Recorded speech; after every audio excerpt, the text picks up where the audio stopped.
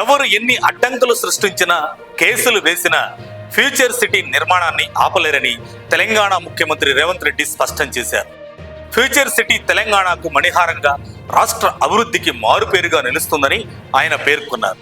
గుర్రంగూడలో నిర్వహించిన వన మహోత్సవంలో పాల్గొని మొక్కలు నాటిన అనంతరం జరిగిన సభలో సీఎం మాట్లాడుతూ, రాష్ట్ర అభివృద్ధిని జీర్ణించుకోలేని కొందరు ప్రతిపక్ష నేతలు జాతీయ హరిత ట్రిబ్యునల్లో కేసులు వేస్తూ ప్రాజెక్టులను అడ్డుకోవాలని చూస్తున్నారని మండిపడ్డారు.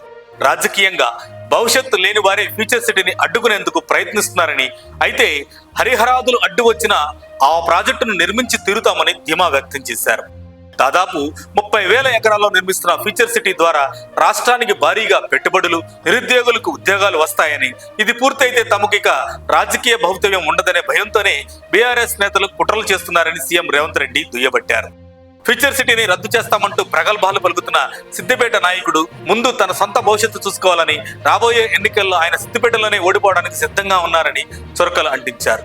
ప్రజలు తీర్పు ఇచ్చి ఫామ్ హౌస్ కే పరిమితం చేసిన ప్రతిపక్ష నేతలకు ఇంకా బుద్ధి రాలేదని వ్యాఖ్యానించారు. మరోవైపు మూసీ నది ప్రక్షాళన ప్రాజెక్టుపై కూడా సీఎం రేవంత్ రెడ్డి ఘాటుగా స్పందించారు. నగర ప్రజల కోసం మూసీని కాలుష్యరహితంగా మార్చాలని ప్రభుత్వం నిర్ణయిస్తే బీఆర్ఎస్ నేతలు తమ కడుపులోని కాలుష్యాన్ని వెదజల్లుతున్నారని విమర్శించారు. మూసీ నదిలో ఉన్న మురికి కంటే ఆ నేతల కడుపులోనే కాలుష్యం, విషం ఎక్కువగా ఉన్నాయని ధ్వజమెత్తారు.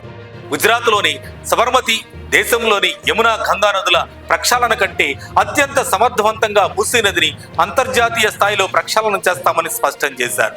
మూసీ పరివాహక ప్రాంతంలోని 55 కిలోమీటర్ల పరిధిని నందనవనంగా తీర్చిదిద్దేందుకు ఇప్పటికే పూర్తి కార్యాచరణ సిద్ధం చేశామని, ఎవరు ఎన్ని అడ్డంకులు సృష్టించినా ప్రజల శ్రేయస్సు కోసం కాంగ్రెస్ ప్రభుత్వం చేయాల్సిన పనులను చేసి తీరుతుందని ముఖ్యమంత్రి రేవంత్ రెడ్డి ప్రకటించారు.